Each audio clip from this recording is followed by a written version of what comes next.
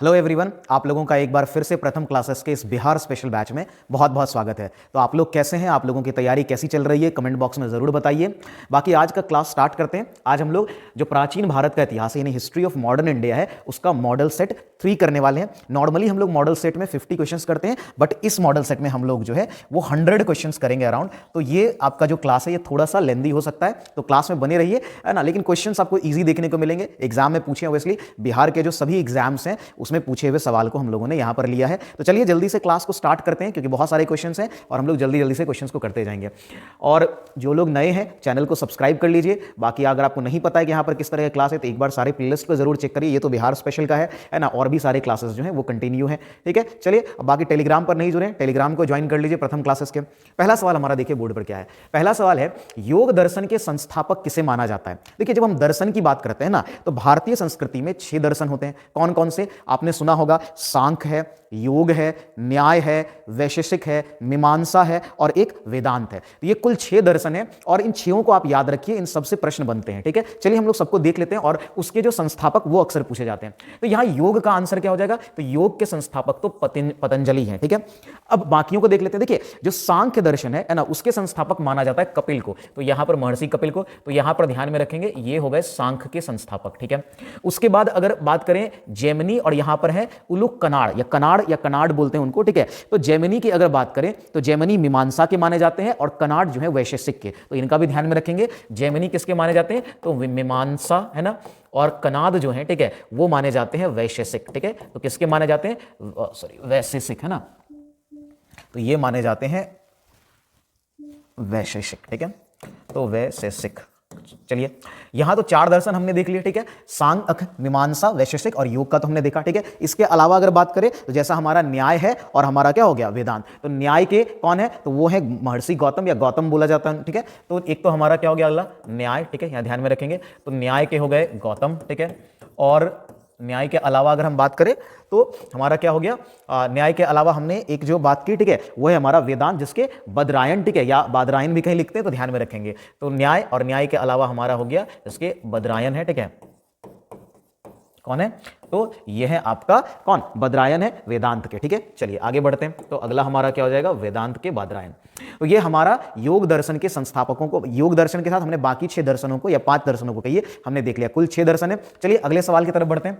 अगला सवाल है, उत्तरी बिहार का प्राचीन नाम क्या था? देखिए, उत्तरी बिहार का जो प्राचीन नाम था ना वो था आपका वज्जी। देखिए, जब आप बिहार की बात करते हैं तो बिहार में खास करके 16 में से 3 महाजनपद थे जो प्रमुख थे, ठीक है, या फिर ये 3 ही थे मेनली, ठीक है। तो वो कौन है? तो एक तो वज्जी है। वज्जी की राजधानी कहां थी? ये भी कई बार पूछ लिया था। इसकी राजधानी थी वैशाली, ठीक है। इसकी राजधानी कहां थी? तो वज्जी की राजधानी वैशाली थी, ठीक है। तो एक महाजनपद तो आपका हो गया वज्जी। इसके अलावा बिहार की अगर बात करें तो बिहार में, है ना, तो बिहार के यहां जनपद, महाजनपद की बात हो रही है, तो उसमें एक तो आपका हो गया मगध, ठीक है, और दूसरा हो गया हमारा क्या? अंग, है ना। तो ये 3 थे। कौन कौन सा? एक हमारा मगध हो गया, एक अंग हो गया और एक हमारा क्या हो गया? एक वजी हो गया। जब हम मगध की बात करते हैं तो मगध तो बहुत प्रसिद्ध था। इसकी राजधानी है ना गिरिब्रज, या फिर जिसको हम लोग बाद में राजगीर हो गया, ठीक है। तो यहां पर आप इसको गिरिब्रज, है ना, और या फिर आप इस पे राजगीर भी कह सकते हैं ना, जो वर्तमान में राजगीर है ना, ये हो गया था। और अंग, इसकी तो राजधानी क्या थी? चंपा, ठीक है। तो अंग की राजधानी हमारा क्या है? चंपा है। इसके अलावा यहां पर जो महाजनपद दिए गए उनकी राजधानी आप ध्यान में रख सकते हैं। जैसे वत्स की राजधानी कौशाम्बी थी, या फिर सूरसेन की राजधानी मथुरा थी, तो ये भी ध्यान में रखेंगे, है ना। वत्स की राजधानी कौशाम्बी थी, ठीक है, तो ये भी आप ध्यान में रखिए। ये क्या था? आपका कौशाम्बी, ठीक है, कौशाम्बी हो गया। उसके अलावा है ना सूरसेन, इसका तो ये हो गया मथुरा, ठीक है, मथुरा। और अवंती की जब हम लोग बात करते हैं तो इसकी राजधानी एक तो माहिष्मती थी और दूसरा उज्जैनी, है ना। तो उज्जैनी और एंड माहिष्मती, है ना। तो एक हमारा क्या हो गया? उज्जैनी, है ना, उज्जैनी, है ना, और माहिष्मती, ठीक है, और माहिष्मती, ठीक है, माहिष्मती। चलिए, तो ये ध्यान में रखेंगे। तो ये हमारा जनपद, देखिए 16 जनपद जो है वो उसको आप जरूर याद रखिए। उससे खास करके बिहार के एग्जाम में बहुत ज्यादा इससे क्वेश्चन पूछा जाता है। देखिए, महाजनपद, कुछ टॉपिक अगर मैं बता दूं ना एंशिएंट इंडिया में जो आपको याद रखना है, देखिए पढ़ना वैसे आप सब पढ़िए क्योंकि क्वेश्चंस कहीं से भी बन सकता है, ठीक है। लेकिन अगर जैसे कि आप एग्जाम टाइम में ज्यादा किसको रिवाइज करें, कौन कौन सा है, तो एक तो आप महाजनपद को जरूर पढ़ के जाइए। लेकिन उससे पहले अगर मैं बात करूं सिंधु घाटी सभ्यता को अवश्य पढ़ के जाइए। सवाल बहुत सारे बनेंगे। सिंधु घाटी सभ्यता, उसके बाद महाजनपद में सबके बारे में पता होना चाहिए, ठीक है। फिर आप मौर्य शासन को पढ़िए, बहुत सारे का सवाल पूछे जाएंगे। वैसे मगध में तो जितने लोगों ने भी जो जिन जिन वंशों ने शुरू किया, जैसे हरियंक वंश से शुरू होता है, हरियंक हो, जैसे नंद वंश हो, शिशुनाग मतलब नाग वंश हो, जो भी वंश है, ठीक है, सबको याद रखिए। बात समझ में आ रही है? मौर्य को तो खैर आपको अलग से पढ़ना ही है। उसके अलावा मौर्य के अलावा गुप्त को पढ़िए, गुप्त काल बहुत महत्वपूर्ण, बहुत सारे सवाल बनते हैं। इसके अलावा जैन और बौद्ध धर्म को डिटेल स्टडी करके जाइए, उससे बनते हैं। ये सब टॉपिक है जिससे आपको क्वेश्चन बनेगा सबसे ज्यादा, ठीक है। और यात्री और कुछ किताबें जो है उसके बारे में अवश्य पढ़ के जाइए। तो ये 5-6 मेजर टॉपिक है जिसको आप पढ़ के जाएंगे तो क्वेश्चंस मेजॉरिटी आपका यहीं से पूछा जाता है। हाँ, लेकिन कभी कभी भी या बहुत बार भी ऐसा होता है जो डिटेल क्वेश्चन पूछेगा और वो वही लोग कर पाएंगे जिन्होंने डिटेल स्टडी किया है। तो प्रेफरेंस तो ये है कि डिटेल करिए, बट अगर समय कम है और आपको थोड़ा ज्यादा जल्दी करना है तब आप इन मेन टॉपिक्स को कर सकते हैं या रिवाइज के रूप में, ठीक है। चलिए आगे बढ़ते हैं, अगला सवाल देखते हैं। कह रहा है द्वितीय बौद्ध परिषद कहां हुआ था? अब बौद्ध परिषद ये जरूरी है, मैंने कहा बौद्ध धर्म को पूरा याद करिए। बौद्ध परिषद टोटल 4 बौद्ध परिषद, वैसे तो 5 भी है, ठीक है, लेकिन आपसे जो एग्जाम में पूछा जाता है जो ऐतिहासिक है और वो खास करके वो जो 4 है वो आपसे पूछा जाता है। तो एक तो आपका बौद्ध की मृत्यु, जो ये पहले तो पूछा द्वितीय कहां हुआ था? ये हुआ था वैशाली में, ठीक है। और ये कब हुआ था? ये 383 ईस्वी में हुआ था, ठीक है, ये ध्यान में रखेंगे। पहला जो है वो राजगिरी में हुआ था और ये कब हुआ था? 483 ईस्वी में हुआ था, ठीक है। दूसरा और ये तीसरा जो है ये हो गया पहला, है ना, ये हमारा हो गया क्या? ये हमारा हो गया फर्स्ट, वैसे डेट से भी आप याद रखेंगे। ये हमारा सेकंड हो गया। हमारा थर्ड जो है 251 ईस्वी में जो है ये हुआ था पाटलिपुत्र में, ठीक है, तो ये हमारा थर्ड हो गया, ठीक है। और कुंडलवन में हमारा फोर्थ हुआ था फर्स्ट सेंचुरी में, फर्स्ट सीई में हुआ था, ठीक है। और ये हमारा ये हो गया फोर्थ, ठीक है, ये हमारा चौथा था। तो ये 4 जो है बौद्ध संगतियां या बौद्ध परिषद कहा जाता है, कहीं कहीं बौद्ध संगति लिखी जाती है। अब इसमें आपको 2 और बातें यहां से पूछ सकता है, एक तो कहां हुई थी, कब हुई थी, इसके अलावा किसके शासनकाल में हुई और फिर उसके अध्यक्ष कौन थे, ठीक है। तो जैसे अगर यहां हम लोग प्रथम से ही चलते फर्स्ट, तो ये हुआ था आपका कहां पर? ये राजगृह में हुआ था और ये किसके समय हुआ था? ये अजातशत्रु के समय हुआ था और महाकश्यप जो है इसके अध्यक्ष थे, ठीक है। तो ये हुआ था अजातशत्रु के समय, तो अजातशत्रु, ठीक है, अजातशत्रु के समय हुआ था। अच्छा, अजातशत्रु का संबंध मैंने पीछे जो इसका पिछला हिस्ट्री का फर्स्ट जो आपका एंशिएंट हिस्ट्री यानी प्राचीन इतिहास, इसका मॉडल सेट 1 और 2, उसमें मैंने बहुत डिटेल में इन सबको पढ़ाया हुआ है ना, तो वहां भी जरा देखिए। जो क्वेश्चन मैंने उधर डिस्कस उतना ज्यादा नहीं हुआ था उसको मैं यहां पर डिस्कस करूंगा, और इसलिए मैं कहता हूं कि आप पहले वीडियोस को जरूर देखिए, पहला दूसरा जो भी है उनको जरूर देखिए, ठीक है। तो आप 1 और 2 को भी जरूर देखिए। अगर आप नए हैं तो पहले 1 और 2 को देख करके आइए, फिर आपको तीसरा और ज्यादा बेहतर क्लास समझ में आएगा, ठीक है। अगर आपने 1-2 नहीं देखा है तो यहां आपको दिक्कतें हो सकती है, क्योंकि मैं उन क्वेश्चंस को डेफिनेटली स्किप कर जाऊंगा, ठीक है। तो अजातशत्रु के समय में हुआ था ये बौद्ध संगति, ठीक है। और अजातशत्रु के समय में जो ये बौद्ध संगति हुई थी, ठीक है, इसके अध्यक्ष कौन थे? महाकश्यप, ठीक है। ये कौन थे? महाकश्यप, ठीक है। और यहीं पर जो है महाकश्यप, अब देखिए इसी ये जो पहला बौद्ध संगति है, यहीं पर जो प्रथम जो इसमें बौद्ध धर्म में जो पिटकों त्रिपिटक की बात करते हैं, तो उसमें से 2 पिटक विनय और सुत्त पिटक की रचना जो है यहीं से हुई। तो 2 पिटकों की रचना हुई इसी में, है ना। यहीं पर क्या हुआ कि 2 पिटकों की रचना, ठीक है, 2 पिटकों, है ना। और ये 2 पिटक कौन कौन से? एक तो विनय पिटक और एक हमारा क्या हो गया? दूसरा हमारा हो गया सुत्त पिटक, ठीक है। तो एक हमारा विनय पिटक, दूसरा सुत्त हो गया, ठीक है। अभी तीसरा जो इसमें वो हम लोग अभी आगे देखेंगे, अशोक के टाइम में आया, तो ये पहला हो गया। दूसरा वैशाली में हुआ, किसके समय हुआ? कालाशोक के समय हुआ था, और साबक मीर जो है इसके अध्यक्ष थे। कालाशोक और साबक मीर, है ना। तो ये कालाशोक के समय हुआ था, ये किसके समय हुआ था हमारा? तो ये कालाशोक, ठीक है। और इसके अध्यक्ष कौन थे? साबक मीर, ठीक है। तो उसके समय में हुआ, ये ध्यान में रखेंगे। तो ये हमारा दूसरा हो गया। तीसरा पाटलिपुत्र में हुआ और अशोक के समय हुआ। अध्यक्ष कौन थे? मोगलीपुत्र तिष, है ना। कौन थे? मोगलीपुत्र तिष, ठीक है। ये हुआ था तीसरा जो आपका हुआ, ये अशोक के समय, ये भी बहुत फेमस है, ठीक है। और इसमें मोगलीपुत्र, है ना, मोगलीपुत्र, ठीक है, पुत्र तिष, ठीक है, तिष जो है ना, इनके समय में हुआ, है ना। और यहीं पर जो तीसरा पिटक है ना, तीसरा पिटक जो है आपका, ये 2 तो यहां पर आपने देखा था प्रथम में, और तीसरा पिटक जो है ना, जो कि आपका बौद्ध धर्म से, जिसको हम लोग क्या बोलते हैं, है ना, अभिधम्म पिटक बोलते हैं, इसको जोड़ा गया या फिर इसकी रचना हुई, बोलिए, ठीक है। इसका संकलन हुआ एक तरह से, अभिधम्म, है ना, पिटक जो है वो यहीं से हुआ, अभिधम्म पिटक, ठीक है। तो आप ये हो गया त्रिपिटक, विनय, सुत्त और ये आपका अभिधम्म हो गया, ठीक है। ये अशोक के टाइम में हुआ। फिर लास्ट का जो कि कुंडलवन हुआ था, और ये हुआ था किसके समय में? ये कनिष्क के समय में हुआ था, श्रीनगर, है ना, कनिष्क के समय में हुआ, ठीक है। और इसमें जो 2 लोग हैं, दोनों के बारे में पूछा जाता है, ठीक है। इसके अध्यक्ष जो हैं वो अश्वघोष थे, है ना। कौन थे? सॉरी, अध्यक्ष वसुमित्र थे, उपाध्यक्ष अश्वघोष थे। तो अध्यक्ष कौन थे? वसुमित्र। इसमें दोनों के बारे में पूछा जाता है, दोनों अलग अलग मैं लिख देता हूं। अध्यक्ष, है ना, ये थे आपका वसुमित्र, ठीक है, वसुमित्र। और उपाध्यक्ष जो थे, है ना, प्लस यहां पर उपाध्यक्ष भी था इस केस में, उपाध्यक्ष, ठीक है। तो ये बने थे अश्वघोष, ठीक है, ये कौन थे, अश्वघोष। और इसमें क्या हुआ था, आपको पता होगा, बौद्ध धर्म जो है अश्वघोष, ठीक है, और बौद्ध धर्म जो हीनयान और है ना महायान और हीनयान संप्रदाय में बटा था, वो इसी टाइम में बटा था, ठीक है। और यहीं पर क्या हुआ, तो ये हीनयान है ना और महायान, है ना, हीनयान और महायान, ठीक है, इसके बारे में मैंने पहले ही बताया है, ठीक है, प्रीवियस वीडियो में। महायान जो है ना, इसके बौद्ध के सभी संप्रदायों के बारे में मैंने ऑलरेडी बताया है, आप लोग प्रीवियस वीडियो को जरूर देखिए, वहां डिटेल मैंने बताया। तो ये चीजें आपको याद होनी चाहिए, यहां से कई सारे सवाल बनते हैं, ठीक है। बुद्ध से तो खैर कई सवाल, बुद्ध का जन्म, उनकी मृत्यु, उनसे संबंधित जो घटनाएं हैं, उसके सूचक जो है वो ऑलरेडी मैंने पिछले वीडियो में पढ़ा दिया है, मैंने शॉर्ट्स वीडियो में भी इसके बारे में डिटेल में डाला हुआ है, ठीक है, वहां भी देखिए। प्लस ये जो बौद्ध संगति के बारे में है, ठीक है, ये सब आप ध्यान में रखेंगे, यहीं से क्वेश्चंस बनते हैं। अब अगला सवाल है कि वराहमिहिर क्या थे, ठीक है। जब वराहमिहिर की बात आती है, वो क्या थे, एस्ट्रोनॉट थे, एक स्पेस शटल थे, है ना, एक पावर स्टेशन, है ना। वराहमिहिर कौन थे, ये एक प्राचीन खगोलविद थे, है ना। पीछे के वीडियो में भी मैंने इनके बारे में, इनका नाम लिया था, इनके बारे में बताया था। वराहमिहिर की बात करें तो देखिए, ये खगोल शास्त्री थे, ठीक है, और ये ग्रह नक्षत्रों का ऑब्वियसली जो गहन अध्ययन करते हैं, ठीक है, और इन्होंने भी किया था। इनकी दो किताबें बहुत प्रसिद्ध हैं, एक तो पंच सिद्धांतिका और एक वृहत संहिता। वृहत संहिता पहले भी आता, पंच सिद्धांतिका ध्यान में रखिएगा। तो इनकी दो किताबें जो प्रसिद्ध हैं, एक तो पंच सिद्धांतिका, है ना, पंच सिद्धांतिका, ठीक है, इसी में है ना उन्होंने पंच, ये हो गया हमारा, सॉरी यहाँ पंच हो जाएगा, पंच सिद्धांत का, ठीक है। और एक तो हमने देखा कि एक तो किताब इनकी प्रसिद्ध है वृहत संहिता, ठीक है, संहिता। तो ये दोनों किताब आपको ध्यान में रखना है। पंच सिद्धांत का यही वो किताब है जिसमें खगोल विज्ञान के विषय में, कहने का मतलब है कि ग्रह नक्षत्रों का जो गहन अध्ययन है वो इसी किताब में आपको देखने को मिलेगा, पंच सिद्धांत का में। और ये एक प्रमाण भी है, देखिए हमारे जो पूर्वज हैं, यानी कि हमारे जो प्राचीन जो हमारे पूर्वज हैं, ठीक है, वो ज्ञान विज्ञान की तुलना में कितने ही आगे थे, ठीक है। जिन चीज़ों की खोज या जिन चीज़ों का इन्वेंशन कहिए, डिस्कवरी कहिए, वो 16-17 सेंचुरी में जाकर के हुआ, उसके बारे में, है ना, 1st सेंचुरी के समय सब में जो इसकी डिस्कवरी हो चुकी थी, या कहिए कि इसका, है ना, इसकी खोज हो चुकी थी, इन्वेंशन हो चुका था, ठीक है। तो चलिए आगे बढ़ते हैं, अगले सवाल की तरफ देखते हैं। बिंदुसार के शासनकाल के दौरान अशांति कहाँ थी। देखिए इसके समय में जो एक क्षेत्र था वो था तक्षशिला, है ना। तक्षशिला जो है वो बिंबिसार के समय जो है इसने विद्रोह किया था, ठीक है। तो ये ध्यान में रखेंगे कि वो हमारा तक्षशिला था, जो इसके खिलाफ जो है तक्षशिला, वहां के लोगों ने विरोध किया था बिंबिसार के, ठीक है, बिंदुसार के। तो बिंदुसार को एक और नाम से जाना जाता है, आप ध्यान में रख सकते हैं, इसको औमित्र घात भी कहा जाता है, ठीक है। तो ये भी पूछ सकता है आपसे कि औमित्र घात के नाम से कौन जाना जाता है, तो ये बिंदुसार है, ठीक है। बाकी बिंदुसार के बारे में बहुत सारी चीजें बताई गई हैं, ठीक है। ये कौन थे, चंद्रगुप्त मौर्य के पुत्र थे, ठीक है। और इनके बारे में मैंने पीछे मौर्य वंश के बारे में ऑलरेडी बहुत डिटेल बताया हुआ है।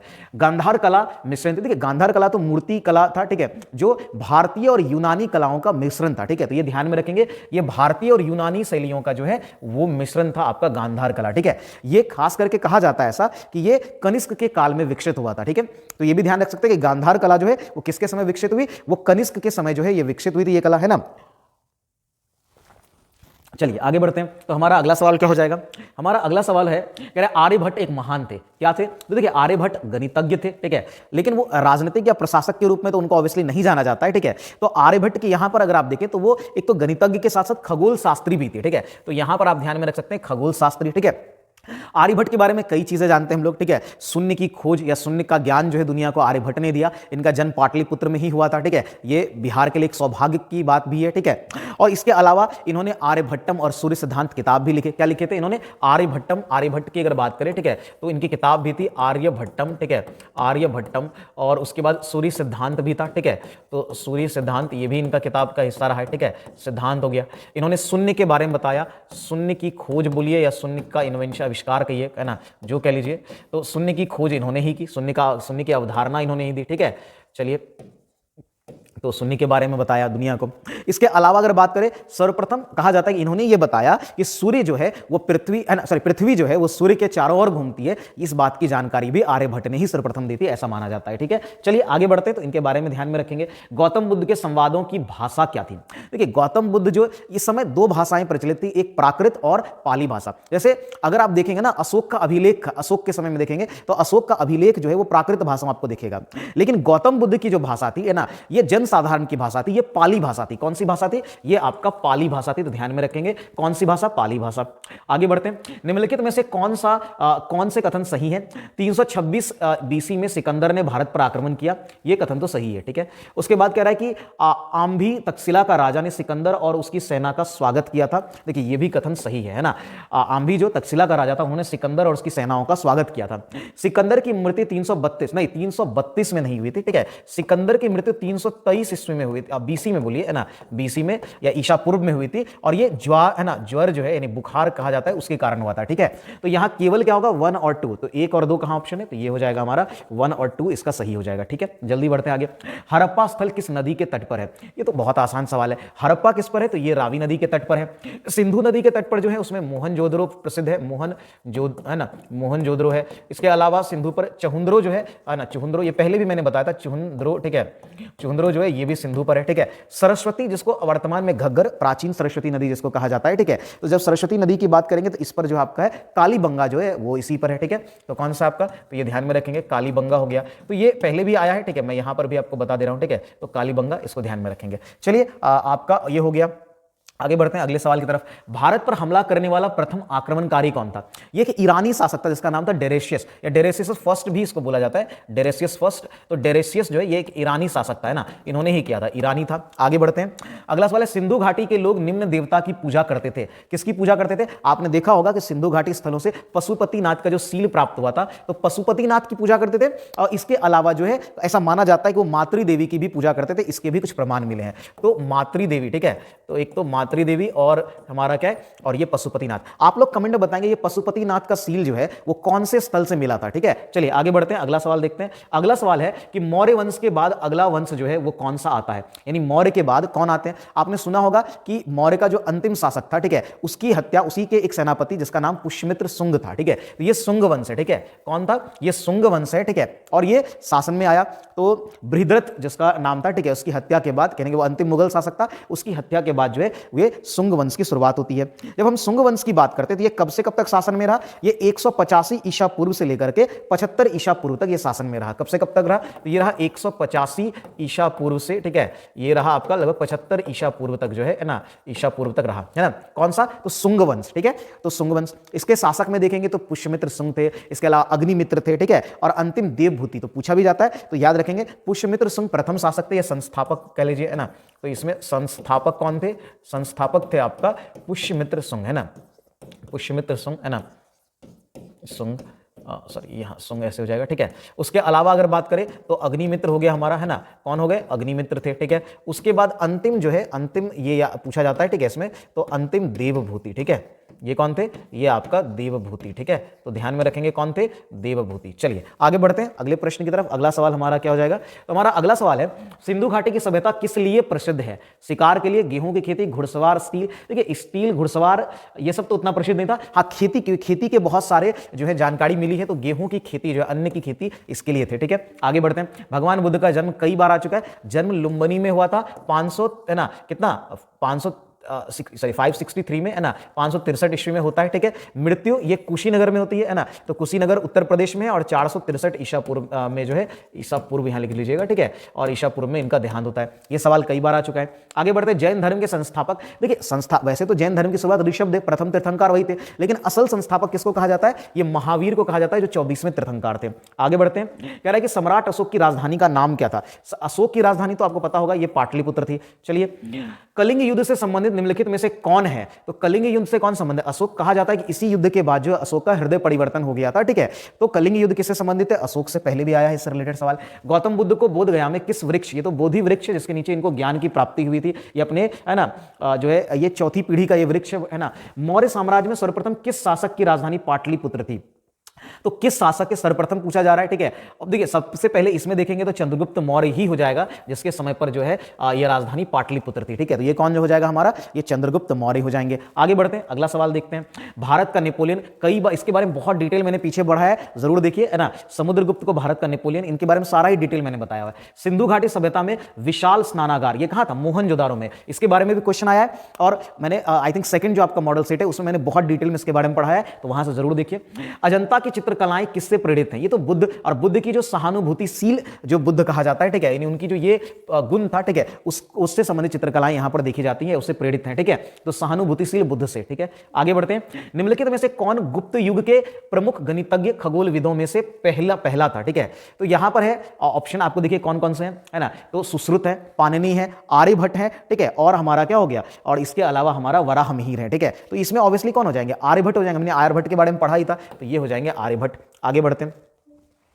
अच्छा, आप लोग कमेंट में बताएंगे, ये मैंने प्रीवियसली वीडियो में पढ़ाया हुआ है कि आर्यभट्ट का संबंध कौन से वंश, यानी किस वंश के ये समकालीन थे।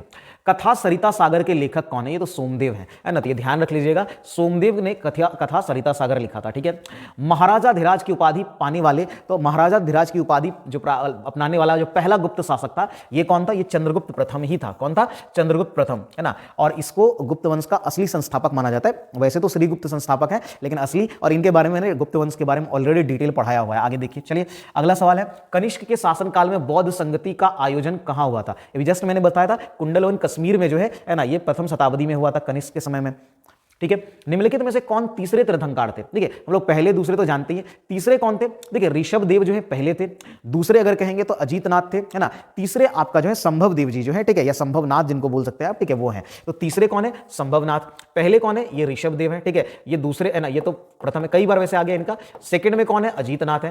थर्ड में कौन है? ये संभवनाथ है, तीसरे, ठीक है। और सुमितनाथ यहां जो दिया ये पांचवें हैं, फिफ्थ हैं, ठीक है, ये पांचवें हैं। बात समझ में आ रही है? ये ध्यान में रखेंगे। अच्छा, सबके चिन्ह भी कई बार पूछे जाते हैं, मैंने बताया भी है, वैसे आप इसको जरूर पढ़ लीजिएगा। देखिए, ऋषभ देव का तो कई बार मैंने बताया, उनका बैल है ना, ठीक है। और अजीतनाथ की अगर बात करेंगे तो इनका हाथी है, ठीक है। अजीतनाथ का क्या है? तो इनका ध्यान में रख सकते हैं ना, इनका नाम है, सॉरी, इनका जो सिंबल है, प्रतीक चिन्ह है, वो हाथी है, ठीक है। उसके बाद संभवनाथ का, इनका तो अश्व है, ठीक है। इनका कौन सा है? अश्व है। और जब हम सुमितनाथ की बात करते हैं तो एक बर्ड होता है, चकवा कहते हैं, ठीक है, वो है। तो चकवा इनका, है ना, सिंबल है, ठीक है। बाकी आपने पढ़ा होगा, जो अंतिम थे महावीर, उनका सिंह है, ठीक है। पार्श्वनाथ जो कि 23वें हैं, उनका चिन्ह क्या था?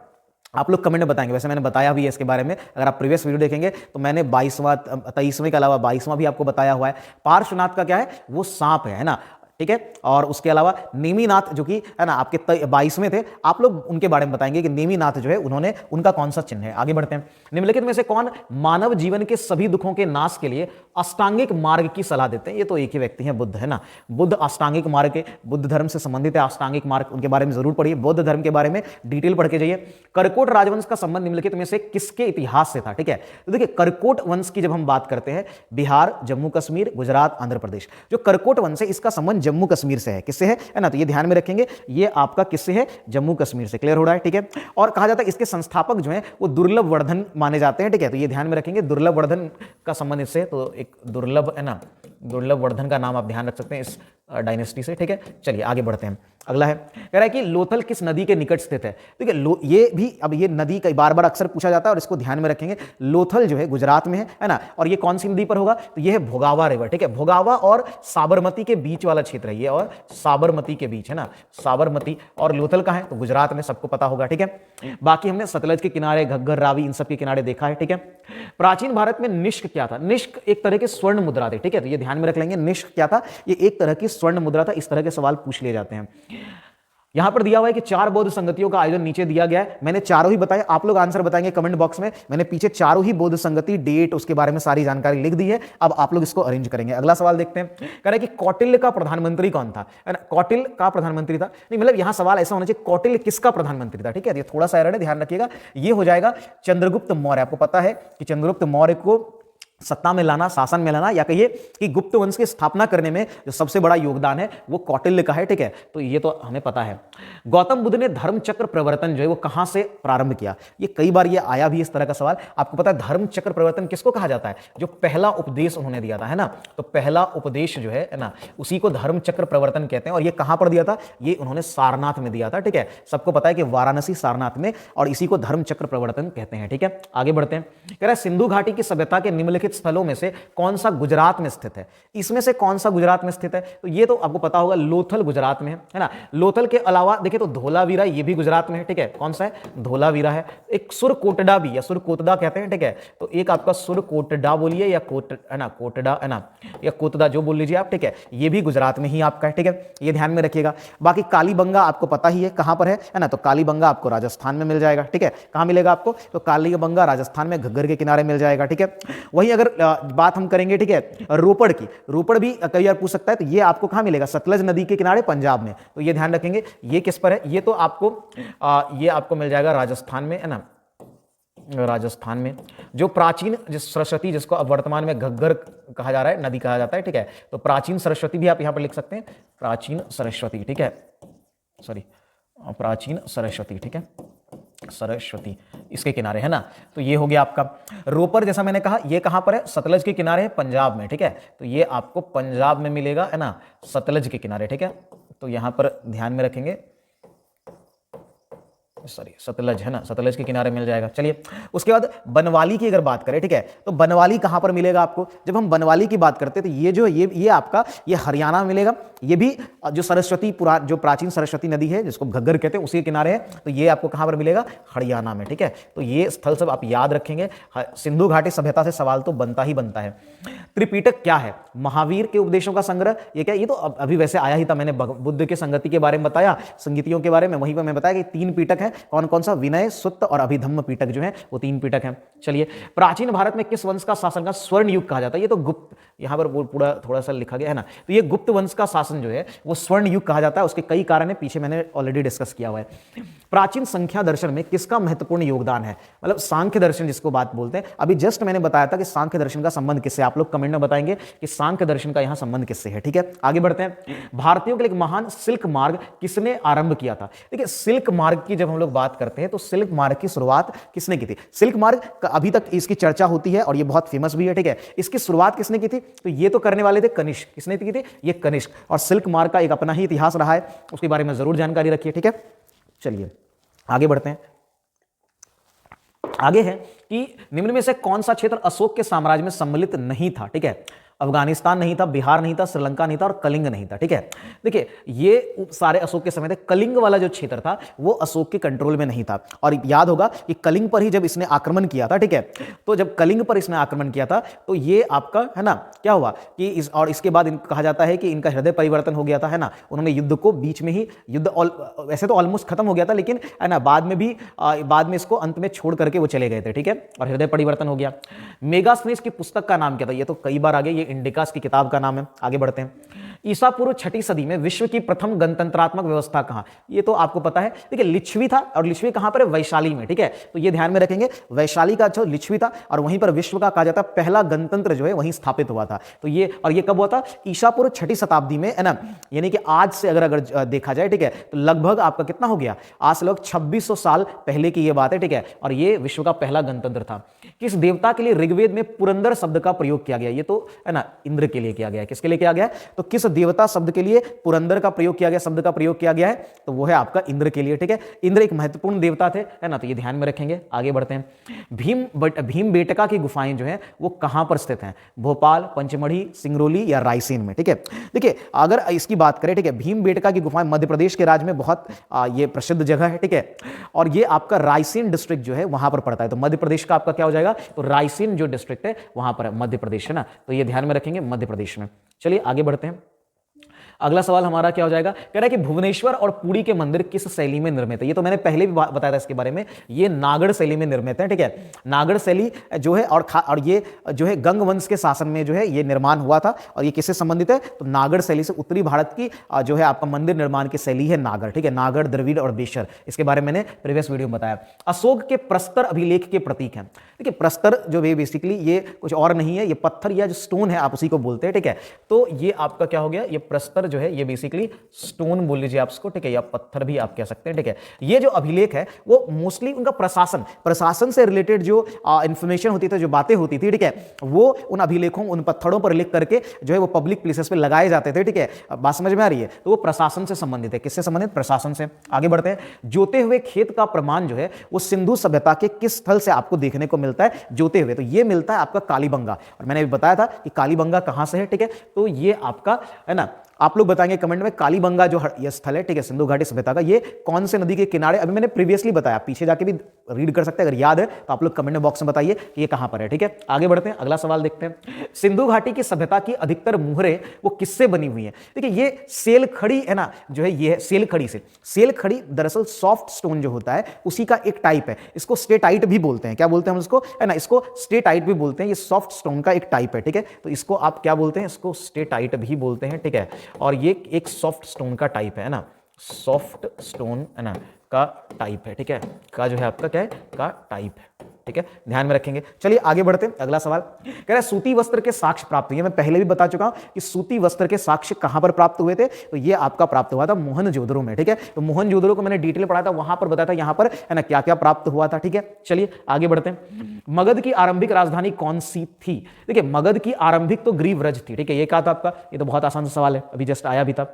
आगे बढ़ते हैं। यार निम्नलिखित में से कौन सा विष्णु का अवतार नहीं है? देखिए विष्णु के आपको पता होंगे जो अवतार हैं 10 अवतार, ठीक है, विष्णु के 10 अवतार में इनमें से कौन सा नहीं है? मत्स्य तो है, कूर्म भी है, परशुराम भी है, दधीची इनका अवतार नहीं है, ठीक है। तो आंसर क्या हो जाएगा हमारा? दधीची। दधीची इनका अवतार नहीं है। तो ये इनके अवतार में जो कुछ कॉमन अगर आप मैं बात करूं तो राम है, कृष्ण है, ठीक है, इसके बाद वामन है, इसके अलावा बुद्ध को भी विष्णु का ही अवतार माना जाता है, कल्कि उनको सबसे जो नया अवतार में कहा जाता है कल्कि है, ठीक है। इसके अलावा वराह है, नरसिम्हा है, बाकी यहां देख ही रहे, ठीक है। तो ये कुल 10 जो है आपको, तो ये ध्यान में रखेंगे, विष्णु के 10 अवतार कौन कौन से हो गए? मत्स्य, कूर्म, परशुराम हो गया, कृष्ण हो गया, राम हो गए, कृष्ण हो गए, ठीक है, बुद्ध हो गए, कल्कि हो गए, इसके अलावा वराह थे, नरसिम्हा हो गए, वामन हो गए, ये, ठीक है। आगे बढ़ते हैं। अगला सवाल कह रहा है हड़प्पा के लोग किस धातु का उपयोग नहीं जानते थे? ये तो बहुत है, कई बार आ गया है, लोहा का, है ना, लोहे का प्रयोग वो लोग नहीं जानते थे।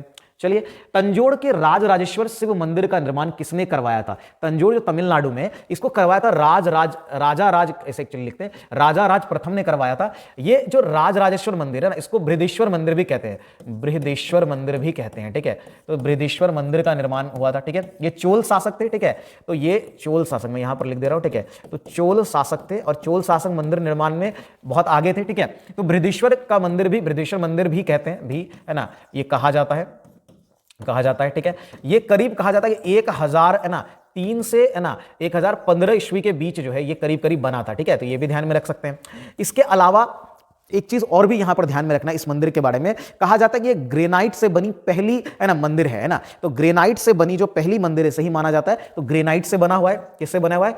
ग्रेनाइट, है ना। खास करके इसका जो शिखर है ना, उसके लिए बहुत, एक तो इसका शिखर बहुत ऊंचा है और इसके शिखर पर जो एक बहुत बड़ा स्टोन रखा हुआ है, ठीक है, जो है वो बहुत प्रचलित है कि, और एक कई बार ये सवाल भी आता है कि उसको वहां तक पहुंचाया कैसे गया था। बहुत लगभग करीब 80 से 90 टन का जो है एक बहुत बड़ा है ना पत्थर जो है, स्टोन जो है वहां पर रखा गया है और वो बहुत ऊंचाई पर है, ठीक है। तो ये भारत के जो ऊंचे मंदिर है ना, उनमें से एक इनको गिना जाता है और ये ग्रेनाइट का बना हुआ है, ग्रेनाइट का बना हुआ है, और ग्रेनाइट का बना पहला मंदिर माना जाता है ना, ग्रेनाइट का बना जो है प्रथम है ना मंदिर में गिना जाता है, प्रथम मंदिरों में गिना जाता है मंदिर, ठीक है।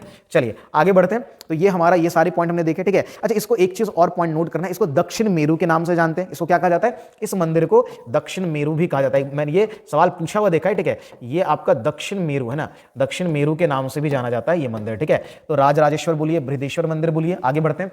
चंद्रगुप्त मौर्य चंद्रगिरी पर्वत श्रवणबेल गिला किस जैन संत के साथ? ये तो पता भी होना चाहिए, इनको शिक्षा भद्रबाहु ने दी थी, तो भद्रबाहु के साथ ही गए थे, ठीक है। आगे बढ़ते, अपने गुरु भद्रबाहु के साथ वो गए थे। मगध के किस प्रारंभिक शासक की गद्दी के लिए उसके पुत्र ने हत्या कर दी? मतलब कौन सा शासक है जिसके पुत्र ने गद्दी के लिए उसकी हत्या की? ये कोई और नहीं, ये बिंबिसार था और इसी का बेटा था। बेटा कौन था? ये था अजातशत्रु, ठीक है। बिंबिसार का बेटा था अजातशत्रु, ठीक है, अजातशत्रु, ठीक है। और इसी ने क्या किया था, अपने मतलब बिंबिसार को सत्ता के लिए अपने पिता की हत्या कर दी थी इसने, ठीक है।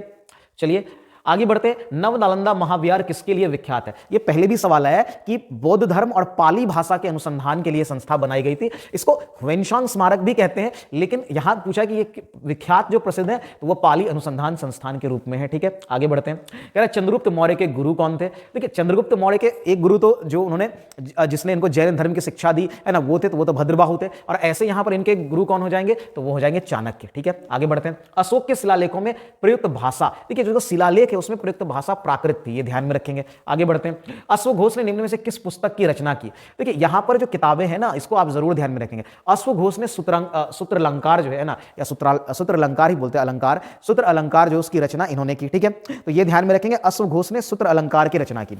लेकिन बाकी पुस्तकों को भी आपको ध्यान में रखना है। जैसे महाविभाषा सूत्र जो है, या महाविभाष सूत्र की बात करते हैं, ठीक है, इसको लिखने वाले कौन थे? ये लिखा था वसुमित्र ने। ठीक है, तो ये ध्यान में रखेंगे, ये लिखा था वसुमित्र ने। उसके अलावा बात करें तो और दो किताबें कौन कौन सी है? एक तो हमारा अमरकोश और बृहत कथा मंजरी। देखिए अमरकोश को लिखने वाले अमर सिंह थे। ठीक है, कौन थे? अमर सिंह। और बृहत जो कथा मंजरी है, क्षेमेंद्र इसके लेखक थे। ठीक है, तो ये थे क्षेमेंद्र, और ये आपका हो गए क्षेमेंद्र, है ना। तो क्षेमेंद्र, और ये कौन है? तो ये है आपके, ठीक है, अमर सिंह। ठीक है, चलिए, तो ये ध्यान में रखेंगे इन सभी के, ये सारे किताबें पूछ ली जाती हैं एग्जाम में।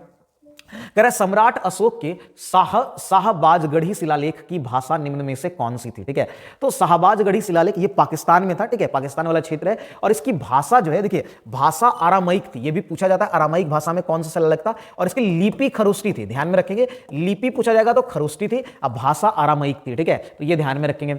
शक संवत का प्रारंभ जो है, ये तो कई बार आए, कनिष्क के समय में 78 AD में, ये हमारा भारत का राष्ट्रीय कैलेंडर भी है, हमारा राष्ट्रीय कैलेंडर है। सैंधव सभ्यता काल में श्रृंगार पेटिका के अवशेष जो हैं वो कहां से प्राप्त हुए थे?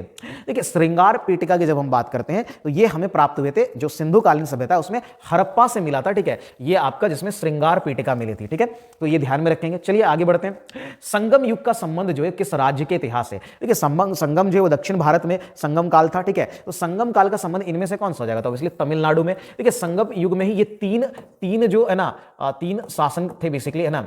जो आपको तीन शासन था वो कौन कौन सा था? एक था, है ना, चेरों का, है ना, जो चेर वंश चेरों का था। ठीक है, उसके बाद चोल हो गया। ठीक है, चेर हो गया, चोल हो गया, और आपका क्या हो गया? पांड्या। ठीक है, ये जो तीनों का शासन था वो तीनों, है ना, संगम युग से ही संबंधित थे। ठीक है, तो ये ध्यान में रखेंगे। तो चेरों, चोलों और पांड्या, और ये जो कहा था, ये कृष्णा और तुंगभद्रा के जो दक्षिण वाले भाग हैं, है ना, वहां पर आप इसको देखेंगे, कृष्णा और तुंगभद्रा के दक्षिण वाले भाग में ये संगम वंश था। सबसे अंत में कौन सी घटना हुई है इसमें से? देखिए क्या क्या है, चंद्रगुप्त मौर्य का राज्याभिषेक, अशोक तो इसलिए बहुत बाद में आया, मेगास्थनीज का भारत पर आगमन, अशोक का कलिंग विजय। देखिए अशोक का तो इसलिए बाद में होगा। सबसे पहले कौन होगा? देखिए कौन सी घटना सबसे अंत में हुई? तो सबसे पहले तो इसमें ये हो जाएगा सबसे पहले। ठीक है, प्रथम स्थान पर पहले ये होगा। ठीक है, दूसरे में मेगास्थनीज, क्योंकि वो चंद्रगुप्त मौर्य के दरबार में थे। फिर अशोक का राज्याभिषेक हुआ, तब अशोक का कलिंग पर विजय। ठीक है, तो ये ध्यान में रखेंगे। आंसर यहां पर अंत वाली घटना ये हुई है। ठीक है, महात्मा बुद्ध कहां महापरिनिर्वाण उन्होंने प्राप्त किया था? महापरिनिर्वाण का अर्थ है ना, उन्होंने अपने जो शरीर का त्याग कहां पर किया था? तो देखिए यहां तो सारा ही जगह इंपॉर्टेंट, वैसे इसने कुशीनगर में कई बार पढ़ चुका है, उनकी मृत्यु कुशीनगर में हुई थी, है ना, 483 ईसा पूर्व में। ठीक है, 483 ईसा पूर्व में जो है ये इनका देहांत हुआ। ठीक है, बाकी आपको पता है लुम्बिनी इनका जन्म से संबंधित है। ठीक है, बाकी बोध गया में उनको ज्ञान की प्राप्ति हुई, है ना, और आपका सारनाथ में उन्होंने जो है प्रथम उपदेश दिया था। ठीक है, चलिए ये सब आपको आसानी से समझ में आ जाएगा। कह रहा है कौन सा जनपद 6ठी एवं 4ठी शताब्दी में के मध्य सबसे शक्तिशाली महाजनपद था? सबसे शक्तिशाली तो मगध था। ये 6ठी और 4ठी शताब्दी के समय में जो है ना, ईसापुर में मगध बहुत शक्तिशाली था। ठीक है, आगे बढ़ते हैं। कह रहा है प्राचीन भारत में जंगलवासी किस नाम से जाने जाते हैं? ये देखिए 2022 बिहार दरोगा में पूछा हुआ सवाल है। निषाद, है ना, उसको किस नाम से जाने जाते थे? जंगलवासी को निषाद नाम से। बिहार दरोगा का जो मैंने PYQ करवाया था अलग से, ठीक है, देखिए मैंने बिहार SSC बिहार दरोगा का PYQ अलग से करवाया है, तो आप लोग वहां जो प्लेलिस्ट बनी हुई है उसको भी जरूर देखिए। उसमें बिहार दरोगा और बिहार SSC के अलग अलग जो है PYQs के हैं, और इसमें आपको पता है कि बिहार के अलग सारे एग्जाम्स को लिया गया है। ठीक है, हस्तिनापुर का उत्खनन कब किसके मध्य हुआ था? यूपी में ये हुआ था। ये 1950 से 52 के बीच में बीबी लाल जो है उनके द्वारा हुआ था। ठीक है, तो बीबी लाल के नेतृत्व में जो है ये इसका जो है उत्खनन हुआ था। ठीक है, तो हस्तिनापुर का करीब 1951-52 में, तो यहाँ 50 से 52 रेंज दिया है, तो उसी में हो जाएगा। ठीक है, ये किसके समय हुआ था? बीबी लाल के समय। ठीक है, आगे बढ़ते हैं, अगला सवाल देखते हैं। कह रहा है कि निम्न में से कौन सी वस्तु हड़प्पा सब स्थल से प्राप्त नहीं हुई थी?